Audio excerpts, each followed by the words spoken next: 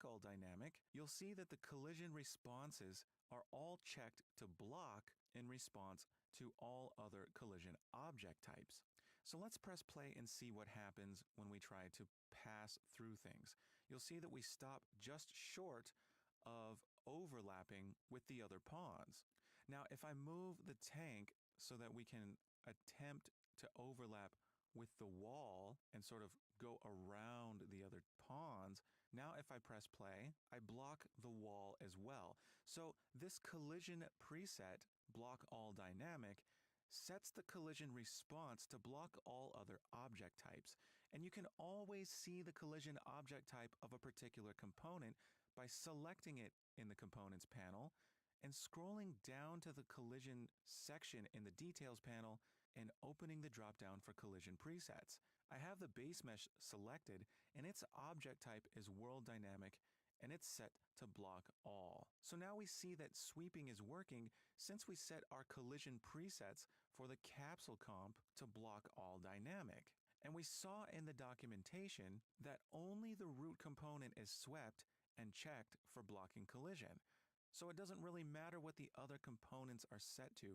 We're only checking to see if the root component is blocking something. Now, one issue that's tripped up some students is that they cannot move as soon as they set the capsule to block all dynamic. Now, one reason for this could be that your capsule is overlapping with the floor. If the capsule's overlapping with the floor, you won't be able to move because the engine will not allow your tank to move if the capsule component is overlapping with something that it's set to block. So an easy fix for this would be to make sure your capsule is not overlapping with the floor. Now you can go into your BP pawn tank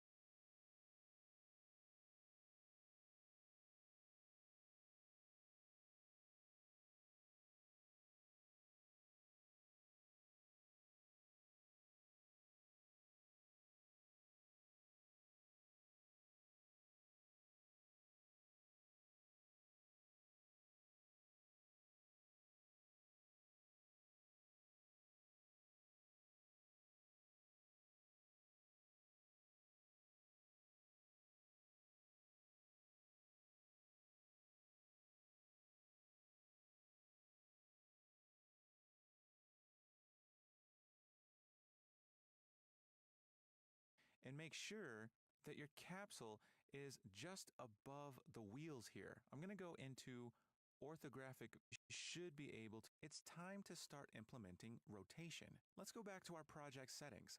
So we go to Edit, Project Settings, scroll down to Input, and in the Input section, we have our axis mappings. Now we've already taken care of Move Forward. It's time to take care of the next one called Turn. And Turn has D and A assigned to it, where D has a scale of 1 and A has a scale of -1. We'd like to use the D and A keys to rotate the tank. So in order to bind a function to the turn axis mapping, we need a function to bind. So we're back in VS Code, and I'm going to go into the tank.h file so we can create a function to bind to that turn axis mapping. Now I'm just going to call this void function turn, and just like move, it needs a float input parameter, and we'll call this value. So we've declared this function. Let's define it in tank.cpp, and I'm going to put it just under the move function. So I've given it a function body, and I need the class name along with the double colons just before the function name. Now we have a proper function. Now this isn't the only thing we need to do. We need to make sure that this function is bound to the axis mapping called turn. We do that in setup player input component. And we do it just like we did the move forward axis mapping. So we're going to say player input component. We're going to use the arrow operator and bind axis. Now the first parameter is going to be the axis mapping name wrapped in a text macro. So we're going to say turn, as that was the axis mapping name. Next is the object we're binding the function for. We can pass in this. And finally, we pass in the function we'd like to bind, is to actually use the version that takes an F rotator. It's called delta rotation. And just like add actor local offset, it can also take a sweep parameter and the same other two input parameters as add actor local offset. And these last three input parameters are optional, just like add actor local offset. So instead of an F vector, we're going to pass in an F rotator. Now back here in the turn function, if we create an F rotator and we call this delta rotation, we'll see that if we right click on F rotator and go to definition, we're taken to rotator.h, and we'll see three public member variables here of type float. Now, just like the F vector, F rotator has these three components, only instead of X, Y, and Z, we have pitch, yaw, and roll. Now, yaw is the component that we're interested in.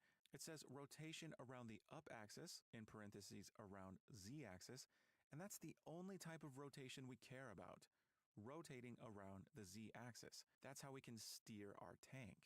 Now, I'm just going to point out to you that there are multiple constructors for the F rotator as well, and that the default, again, says no initialization, just like with the F vector. So we can use the one that takes a single float, and all components will be initialized to that float value. There's one with 3 float values, and you can take a look and see some of the others. Now, I'll also point out that there's a 0 rotator.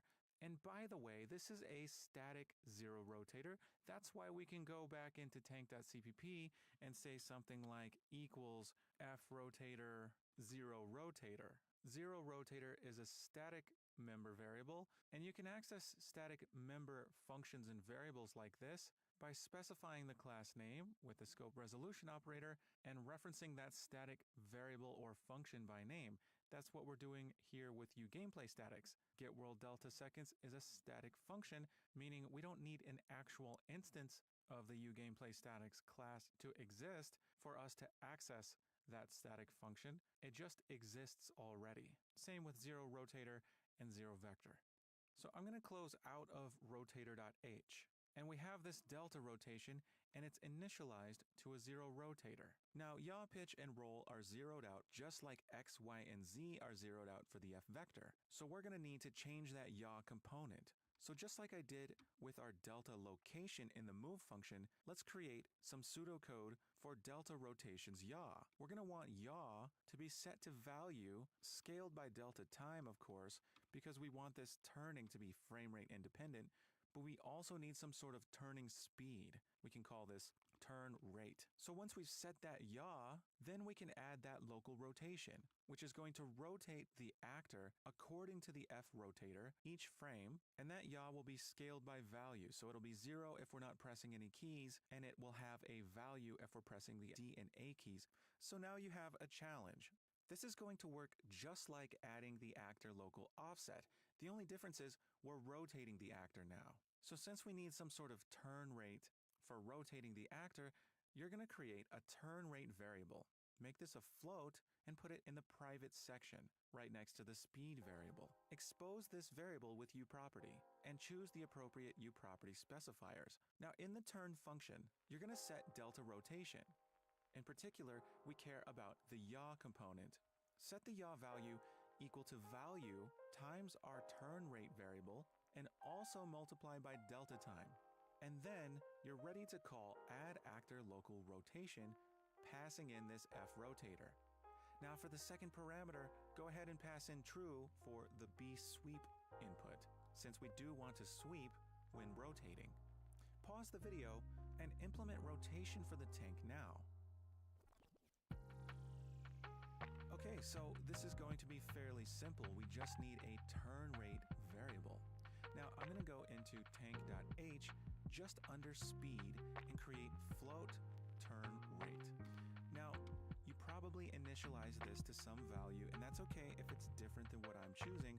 I'm going to go with 45.f and see how that works, but we're going to expose this to blueprints so we can change it while we're developing. Now I'd like it to be edit anywhere, and I'm going to stick it in the same category movement as speed. So I'm going to go ahead and steal this uProperty and paste it right here above turn rate, so it's edit anywhere category movement. Now in tank.cpp, I'm ready to set the yaw for delta rotation. So we're going to say delta rotation.yaw, and we're going to set it equal to value times turn rate times delta time. And of course we can get delta time with u gameplay statics get world delta seconds, passing in this as the world context object. So I'm going to paste that right there. Now I know that my pseudocode doesn't exactly match. It's in the wrong order. Delta time is in the middle here. It doesn't matter because when multiplying three values together, you can multiply them in any order and still get the same result. So just in case you were wondering about that, the math will still come out the same if you multiply these three values in a different order. So don't worry about that too much. Now we have delta rotation. The only thing left to do is to call add actor local rotation, and we're passing in delta rotation, and for the second input we're going to pass in true to enable sweeping when rotating. So let's compile this. All right, we're compiled. Now you may notice in a couple of the next videos that zero vector and zero rotator are missing from these lines. That's because I started off with these uninitialized and realized later that these should probably be initialized, at least with zero values. So don't worry if you see these lines later looking like this, uninitialized. Keep your zero vector and your zero rotator, and you'll see that I catch this in a near future video. So don't worry if you don't see these initializations, they should be there. And we're back in the editor. Let's hit play, and I'm going to use the D key, and we're rotating, and the A key rotates me back the other way, and we can also move forward. If you think this is still a little slow, you can of course adjust these. So I'm going to select the pawn tank again, and instead of 400, let's make it 800. Why not? And instead of 90, let's go to say 120.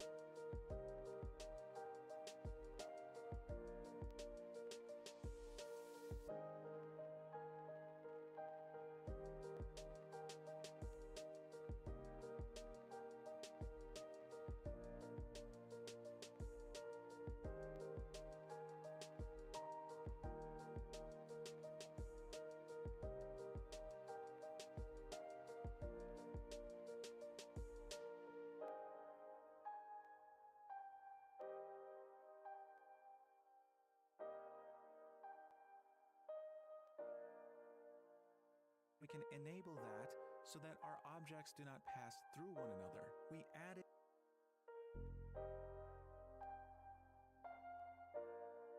Hello and welcome back. Now we have movement for the pawn, but we're not rotating that top part of the pawn, which we're calling the turret. So we'd like to be able to do that using our mouse. Now take a look at what's going on here. As I'm moving my mouse cursor around in the world, I'm getting this red sphere. This is a debug sphere that I'm drawing in 3D space. Now notice as I move up against a wall, that sphere moves against the surface of the wall. So wherever my mouse cursor is moving, I'm getting this sphere that corresponds to whatever object I'm hitting based on my cursor location. And this is going to be useful for us so we can have a location in space that we can rotate our turret towards. Now, in order to do this, there are some functions we need on the controller. I'm drawing in 3D space. Now notice as I move movement for the pawn, but we're not rotating that top part of the pawn, which we're calling the turret. So we'd like to be able to do that using our mouse. Now take a look at what's going on here. As I'm moving my mouse cursor around in the world, I'm getting this red sphere. This is a debug sphere that I'm drawing in 3D space. Now notice as I move up against a wall, that sphere moves against the surface of the wall. So wherever my mouse cursor is moving, I'm getting this sphere that corresponds to whatever object I'm hitting based on my cursor location. And this is going to be useful for us so we can have a location in space that we can rotate our turret towards. Now, in order to do this, there are some functions we need on the controller. So we have to access those functions on the controller. And in this video, we're going to work on setting that up. And we're also going to discuss how this is going to involve a concept known as casting. Now, the reason we want the there are functions on the controller that allow us to get the hit result under the cursor. Now we're talking about the mouse cursor. So say this is our screen and here's our mouse cursor. And the point at the tip of the cursor corresponds to a location on the screen. Now if we move the cursor around, our goal is that the turret part of our tank, that top part of our mesh, is going to rotate so that it's facing the direction of that cursor. Now, if we move the cursor around, there's a function on the controller that we can use to get the location corresponding to that cursor. If we were to draw a line straight out from the camera towards the cursor and hit some object in the world, we can get that location and use that location to set the rotation for the tank turret. Let me show you what I mean. Now, in order to get this hit location corresponding to our cursor, we need to use the controller. Now, let's talk about the controller for a brief moment. Let's say we have our pawn in the world. A pawn will have a controller. This is an invisible object that's associated with the pawn. Now, for our pawn, our controller is going to have the type A player controller. And at the beginning of the game, the controller will possess the pawn. This is why we can see from the point of view of the camera that belongs to our pawn tank. Now we can access this controller. Our tank class inherits a function called getController. It's inherited from the pawn class. So what we'd like to do is get a hold of that controller and store that in a variable so that we can use it to access the function we need to get the hit result under the cursor. So let's set ourselves up for that. Now I'm here in the tank class, and the place we need to access our controller is begin play. If we do it in the constructor, that's too early, and we may not have a valid controller just yet. So we're going to need the begin play function here in the tank class. Now we have it here in the base pawn class, and so far we're not really using begin play in the base pawn class. So what I'd like to do, and we may not have a valid controller just yet, so we're going to need the begin play function here in the tank class. Now we have it here in the base pawn class, and so far we're not really using begin play in the base pawn class. So what I'd like to do is move it over to the tank class. So I'm going to highlight begin play, including the comment and the protected section here, and I'm simply going to cut it, and then back in tank.h I'm going to paste it. Let's add this protected section here just above the private section with begin play inside. Now we've removed begin play from base pawn.h. We no longer have it here, but we also need to remove it from base pawn.cpp. Here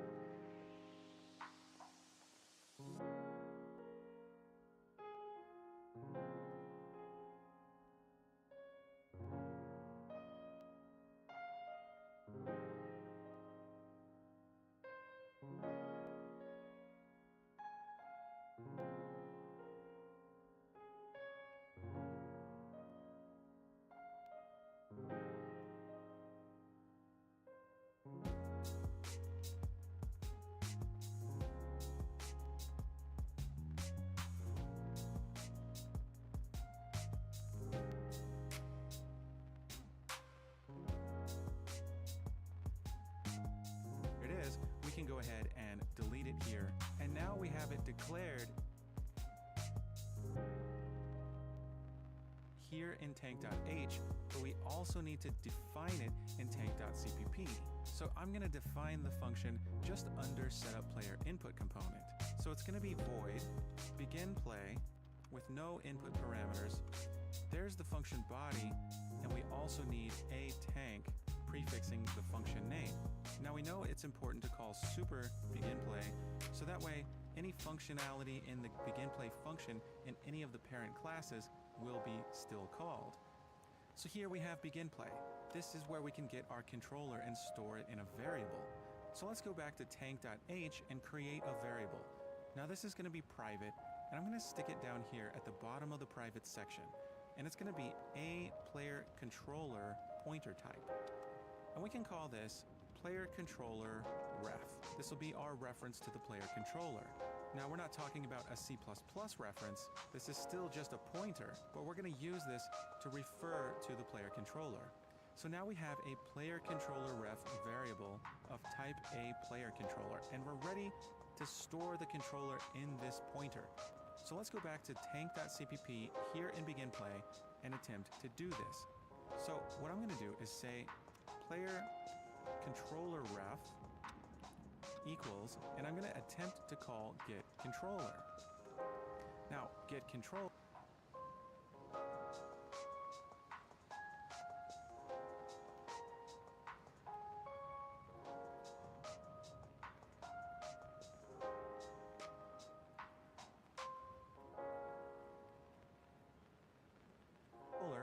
as I mentioned, is on the pawn class. Let's right-click and go to definition, and notice that this function returns an A controller. Now, our variable is of type A player controller, not A controller. So what we're attempting to do here is take the return value from get controller, which is of A controller pointer type, and we're trying to store it in an A player controller pointer. Notice we see the red squiggly here. It says a value of type A controller pointer cannot be assigned to an entity of type A player controller.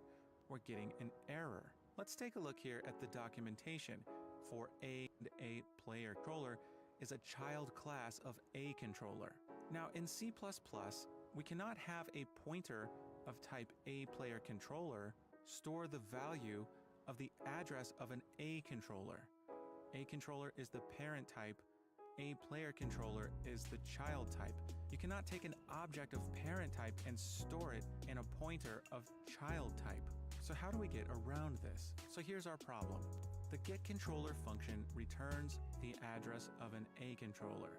Now this is something we could store in an A controller pointer, but we can't store it in an A player controller pointer. The funny thing is though, that the object returned by getController is in fact a player controller. So we have this address in the form of an A controller pointer, and we know it stores a player controller, but if we have it in the form of an A controller, we cannot access the function that we need because it exists on a player controller.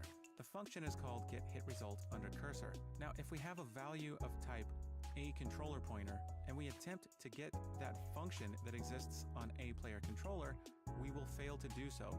We'll get a compilation error. So since we know the object itself is a player controller, it's just stored in an A controller pointer, how do we get around this problem? The answer is we have to cast. We know that A controller is the parent class. That's in fact what we're seeing when we call getController. We have a value of type A controller pointer is the type that we're trying to cast to, say, a character. The cast function returns null, and we say that we fail the cast. So the cast function looks like this. It's a template, just like createDefaultSubObject. This template function will adapt to the type chosen, and in this function, SN is the type of controller, and cast to a player controller, and returns an a player need to get the trace hit, the type A controller pointer to type A.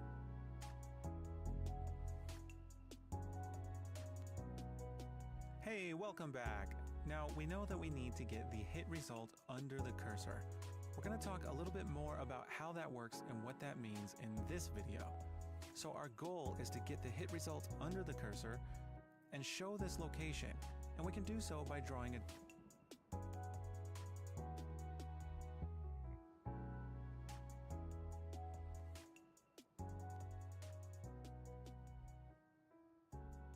debug sphere. We'll learn how to do that as we call this point, and we'll have an end location. When this happens, we call this a hit event.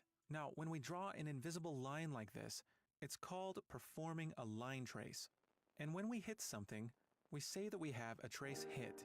Now, if we do hit something and get a hit event, then collision channel hit events. Any objects that are not set to block the visibility channel will not generate hit events. And it may see some object is get the hit result under the cursor every frame, which means we need the tick function. So again, we're going back into base pawn and finding our tick function here. Now we're not using it for anything in base pawn, so we can move this function into the tank class, just like we did with begin play. So I'm going to highlight the function declaration along with its comment and copy it. And after that, I'll delete this whole section, public and all. And then I'll go back into tank.h, and here in the public section, I'm going to paste the tick function declaration. Now we're not using it in base pawn, so I'm going to remove the tick function from basepawn.cpp. Now it's gone from base pawn. Now we have it here declared in tank.h, but we also need to define the function in tank.cpp. I'm going to do it here in tank.cpp just under setup player input component. So we're going to say void tick. It takes a float called delta time, and there's our body. Now again, we need a tank just before the tick function along with the scope resolution. The function we're going to use exists on the player controller called getHitResult under cursor. We've been talking about this. Now here's the syntax. It takes a trace channel. Remember, we need to specify a trace channel, and we're going to use visibility. Now we have two additional input parameters. The first is a bool called bTraceComplex. We'll talk about what that means in a second. And the third input parameter is an fHitResult. Now I'm going to click on fHitResult just to see this type here in the documentation. And if I scroll down, we'll see some of the variables. One of them is called actor, and its description says actor hit by the trace. We also have this B blocking hit, which indicates if this hit was a result of a blocking collision. Now among the other variables, we have things like impact point. This is the location in space where we actually hit something. So why don't we go ahead and attempt to call this function. We first want our player controller, and thanks to what we did here in begin play, we have player controller ref. Now the first thing we should do is check to see if player controller ref is valid. We can always pass a pointer into an if statement. It'll return true if the pointer itself is not a null pointer. If it is a null pointer, it'll return false in an if statement, and will never reach the inside of the if statement. It's always a good idea to check our pointers and make sure they're not null before we use them. Now we're going to get our player controller ref, and we're going to use the arrow operator to call the function getHitResult under cursor. Now we can see with the pop-up that we have three input parameters. The first is the trace channel. We're going to use eCollisionChannel, and if we type 2 colons, we get a drop-down that shows us all of the different enum constants in the eCollisionChannel enum. We want to use visibility, so we're going to type ECC visibility to specify that we're using the visibility channel. Now the next parameter is called bTraceComplex, and we're going to pass false into this. Now we'll discuss in a few minutes what this means, but for now we're going to use false. Now for the third parameter, we need a hit result. This is a struct of type fHitResult. Now if you hover over this, you'll see that fHitResult is being passed in as a reference, as indicated by the reference operator that looks like an ampersand. Now usually when you pass something in as a reference, it's a const reference, meaning the function won't be able to change it. But here we're passing in an fHitResult as a non-const reference. This is generally a hint that the function is designed to change this input parameter directly. What getHitResult under cursor is going to do is fill in those variables in the fHitResult with information about the hit result. This means we need to pass one of these f hit results in. We're going to create a local variable here in the if check of type f hit result, and we can call this hit result. And we can simply pass this in as the third input parameter. Now, after we've called this function, then this hit result will be filled in with data about this line trace. For example, we can access hit result dot actor to get the actor that was hit, or dot impact point to get the point in space where we had the hit event. So the hit result is what we will use to get information about the line trace. Great ideas now, often it's anywhere. nice to be able to see the result of a line trace. We can easily visualize the result of a line trace by drawing a debug sphere. Debug spheres are simple shapes that we draw in space, and they're great for lists in drawDebugHelpers.h. So we can copy this header and include it wherever we'd like to call draw debug sphere. Now look at all the input parameters. First, it takes a world. This way it knows which world to draw the sphere in. It takes an f vector for the center of the sphere, as well as a float for the radius. It takes an int32 for the number of segments for that sphere. The more segments, the more round the sphere. It takes an f color. This way it knows which color to draw this sphere in. It wants to know if you want persistent lines. In other words, should the lines disappear immediately or should they persist? If they do persist, it wants, then you would, let's declared. Now, let's go down to begin play and just simply draw a debug sphere to see how this works. So I'm going to call draw debug sphere. And the first input parameter is a uWorld. We can get our world at any time by calling getWorld. GetWorld returns a uWorld pointer to our current world.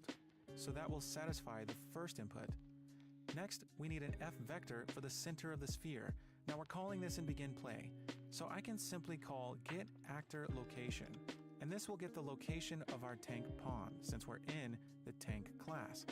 Now I'm going to raise the sphere up by a bit, so I'm going to add an f vector with 0.f for the x, 0.f for the y, and say 200.f for the z. Now I'm going to place these input parameters each on their own line, so it's clear what we're passing in for each input. The second input is getting this expression, which is the actor location plus a vector pointing upward with a length of 200. Adding these two vectors together will give me the location of the tank raised up in the z-axis by 200 units. Now the next input parameter. It's going to be the radius of the sphere. I'm going to choose 100.f, just so we can see what a debug sphere with a radius of 100 looks like. Next is the number of segments. I'm going to choose 12. We'll see what that looks like. Now for an F color, there exists an F color class, and it has lots of colors built in, such as red. Now for the boolean called bPersistentLines, I'm going to choose true. And for the next input parameter, we have the lifetime. Notice it has a default value of -1. That means by default, it'll draw the debug sphere for a single frame. But I'm going to pass in 30.f so that we get the sphere for 30 seconds. And I can omit the last two parameters. So here's our function call to draw debug sphere. Let's compile this and see what it looks like. Okay, so I'm back in the editor. I'm going to open a second window so we can see this in full screen. I can go to Window, Viewports, and select Viewport 2. And now I see this second window. It may not be full screened when it opens up, but you can always maximize it. Now from here, I can play the game with Alt-P. Now check this out. Here's our debug sphere. Notice it's not perfectly round. We chose 12 for the number of segments. The more segments you choose, the more lines it takes to draw the sphere. Now this is a sphere with a radius of 100. It's pretty big. And the center of the sphere is at the location of the tank plus 200 units up in the air. So this is how we can draw debug spheres. So your challenge is to draw a debug sphere using the trace result under our cursor. So draw a debug sphere in our new if statement where we're checking if player controller ref is not null. Now, using our hit result, get the impact point from the hit result and use that as the center for the sphere. Now for the persistent lines input parameter, use false, and for the duration, use -1, and this will result in drawing the sphere for a single frame, which is okay because we're calling this every frame inside the tick function. So pause the video and draw the debug sphere in the tick function. Okay, so I'm back here in tank.cpp. Now I have this draw debug sphere function call here in begin play. So I can go ahead and copy that and just remove it from begin play. And we're going to go back up into tick here inside of our if statement. And I'm just going to paste it here, and we're going to change some of the input parameters. For one, we're changing the location for the center of the sphere. We're going to use the hit result. So I'm going to say hit result dot impact point. Now for the radius, I'd like to make this a bit smaller. Let's make it about 25. That's okay if you didn't do that. I'm just doing this so the sphere is not so big. Now, the second to last parameter we're passing in is for persistent lines. I'm going to pass in false, and for the duration, instead of 30 seconds, I'm going to use -1.f. That way we'll get a sphere for a single frame, which is okay. Again, we're calling this in the tick function, so we'll be calling this every frame. Let's go ahead and compile this. Now back in the editor, if I hit play, now check this out. I have a debug sphere, and it's being drawn at the impact point for the line trace under the cursor. Now we can move this up the walls and on other objects, and the trace is hitting these objects because they're set to block the visibility channel. Pretty awesome, right? Now, I promised we would discuss tracing complex versus tracing simple. I'm going to show you something. While we're playing the game, let's click in the viewport so that we have control over our pawn. Now hit the tilde key and type the console command show collision. Now it may not be so easy to see on my screen, but you can definitely see it on your screen. Notice the collision for our pawns. Not only can we see the capsule, but we can see this collision volume around our tank and turret meshes. This is simple collision. Let me just show you real quick where we can see the simple collision. I'm going to go into Assets and Meshes, and if I double click on, say, Tank Base, here we're looking at the complex collision.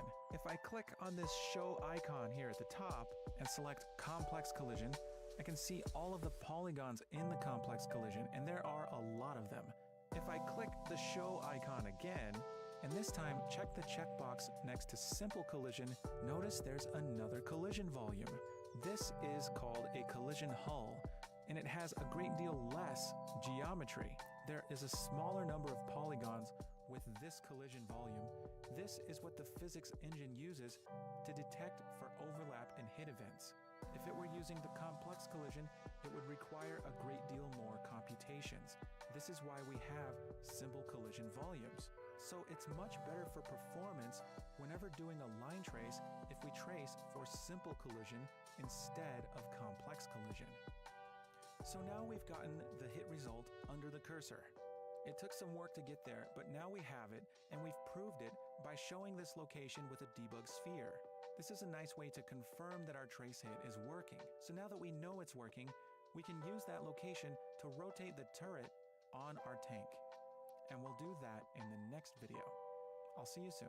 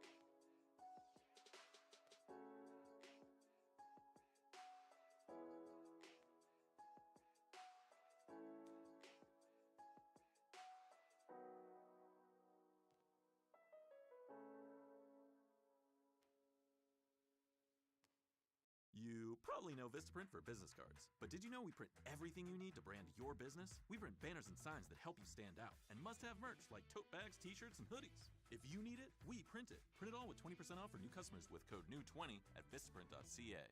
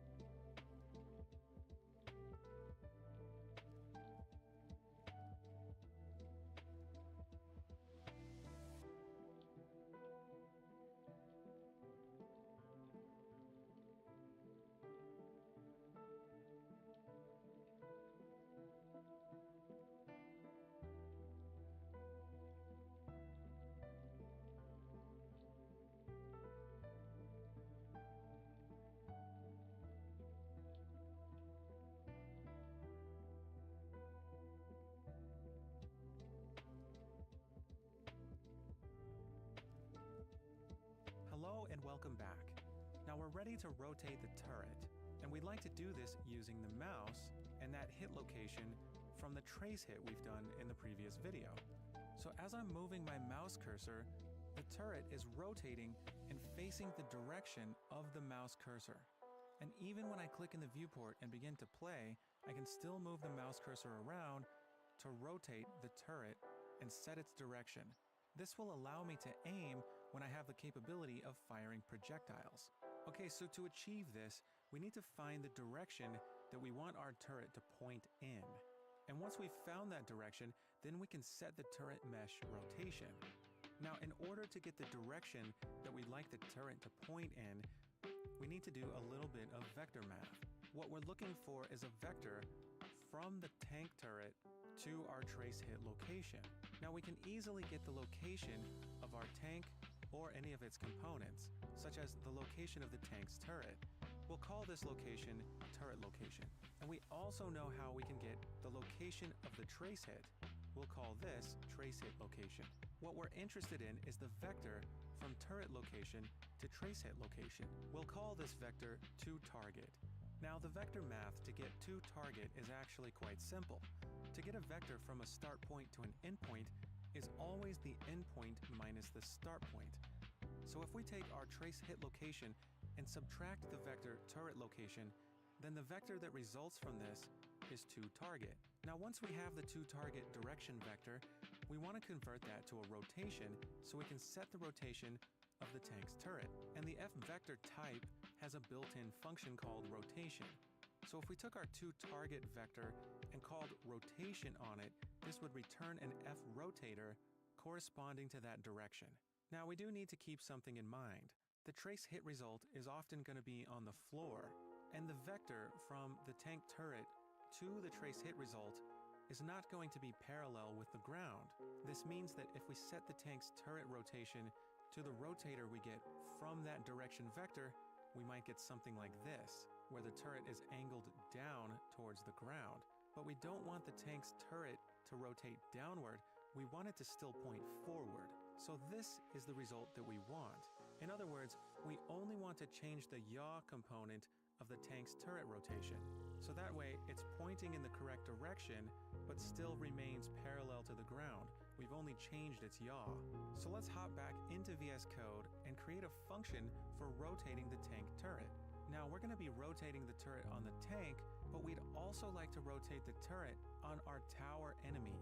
And the tower is soon going to be created derived from base pawn, which means if we create a rotate turret function, we can place it here in the base pawn class, so that way both the tank and the tower will inherit this function. Since we plan on using it in both the tower and the tank, we can make this function protected. So I'm going to add a protected section, and any functions and variables we place in the protected section will be accessible in these child classes, but not in any other classes. So it's almost as restricted as private variables. Now this function can return void. I'm going to call this rotate turret. And in order to rotate the turret, I'm going to need a sort of destination to look at. This can be a F vector, and we can call this look at target. So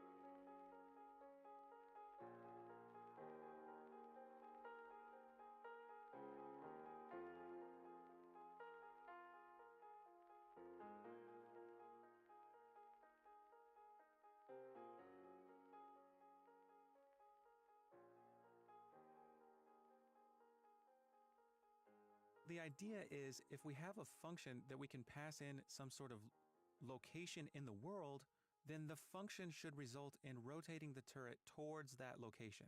So let's go ahead and provide a function definition for rotate turret. So here in basepawn.cpp, just under the constructor, I'm going to implement rotate turret. And of course, I need the aBasePawn class name with the scope resolution operator here. So now that I have rotate turret, let's think about how we're going to implement this. The first thing we need is that toTarget vector, the vector from the turret component to the trace hit result under the mouse cursor. So this can be a local F vector called toTarget. And we're going to set it equal to the result of some vector math. Remember, it's going to be the destination minus the starting point, and the destination is look at target. And the starting point is going to be the location of the tank's turret. In other words, the location of turret mesh. So we can say turret mesh, and we can get the turret mesh location. Now, the way to get the world location of a component is with this function, getComponentLocation. It belongs to the useSceneComponent class, so all scene components have it. So from the turret mesh, we'll call getComponentLocation. So look at target minus the turret mesh location gives us the vector from the turret mesh to the look at target. Now, as I mentioned, we can get an F rotator from toTarget using the F vector's rotation function. So we're going to make an F rotator, and we can call this look at rotation. And we'll set this equal to toTarget.rotation. That's a function call. So now we have the rotator corresponding to this toTarget direction vector. But the thing is, we only care about the yaw. We don't want to change the pitch or roll. We only want to rotate the turret around the z-axis and keep it parallel with the ground. Now we can do this any number of ways. For one, we can take a look at rotation.pitch and zero that out. In other words, set it equal to 0. We can also take look at rotation.roll and zero that out as well. Now, after we've set pitch and roll to 0, we have the rotation we want, which is only the yaw component. This is one way to do it. Another would be to use one of the F rotator constructor overloads. If we said F rotator with parentheses and passed in some values, such as 0.f for the first, and the pop-up is telling me that that first input is the pitch, and then for the yaw, we can use toTarget.rotation.yaw, and then for the roll, we could use 0.f. Now what this does is creates a new F rotator with 0 for the pitch, 0 for the roll, and the yaw component of the rotator returned by toTarget.rotation. So the value returned by this would give us the same result as what we did here with these 3 lines. So since this is a little bit more compact and elegant, I think I'd rather use this. So we can initialize the look at rotation vector with the F rotator returned by calling the F rotator constructor like this. So I'm going to remove this line down here, and now we have look at rotation. Now the last thing to do in this function is to set the rotation for the turret mesh. Now we can set the rotation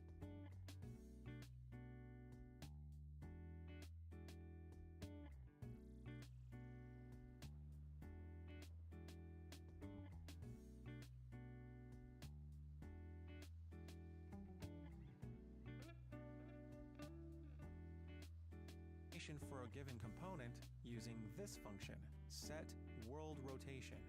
Again, it belongs to useSceneComponent.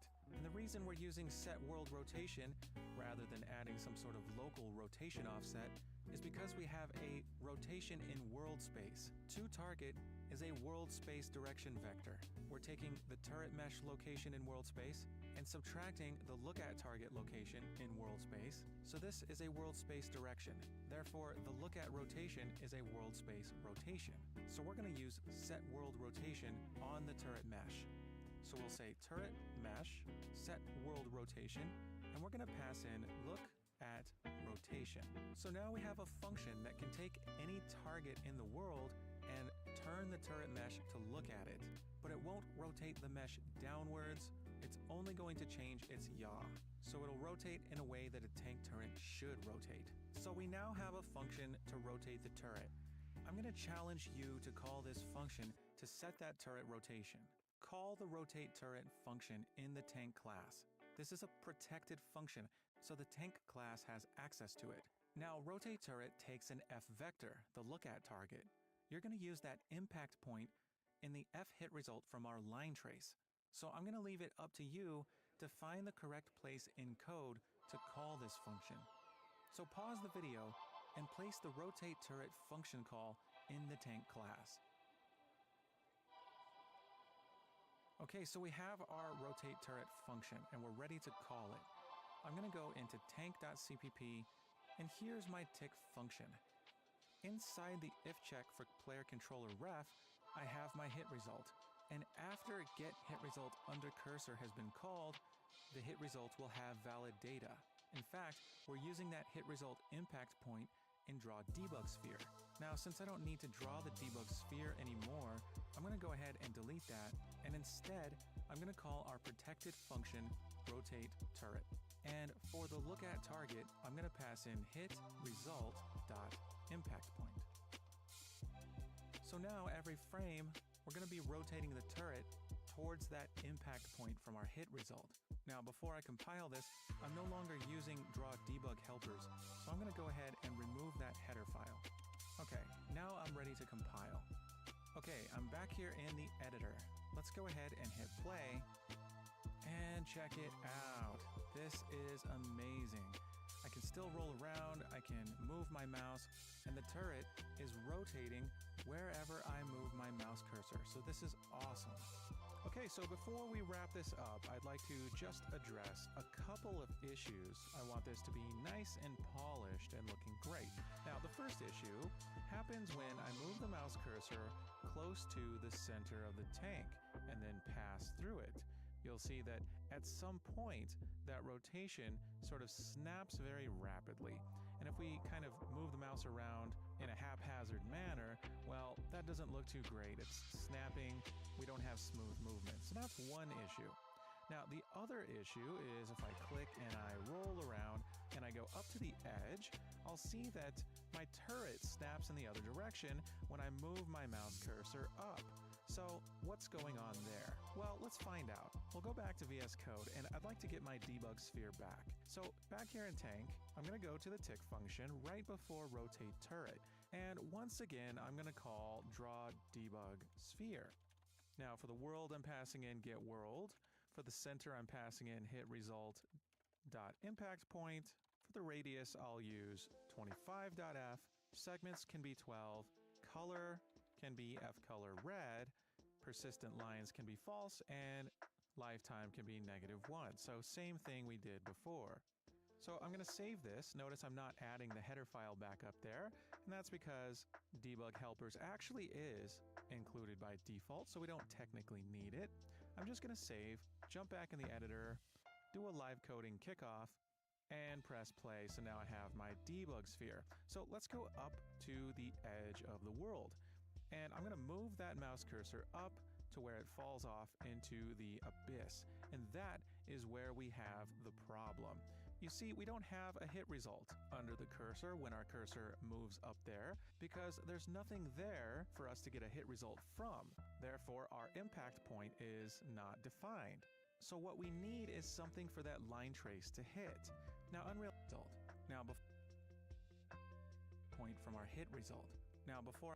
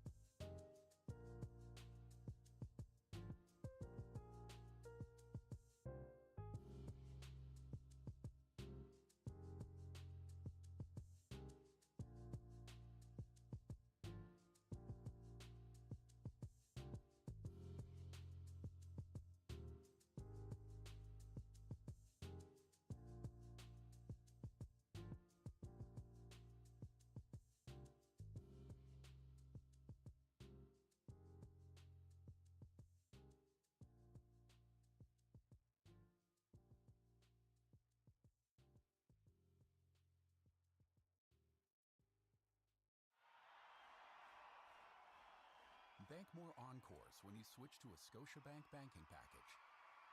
Learn more at scotiabank.com/banking packages. Conditions apply. Scotiabank, you're richer than you think.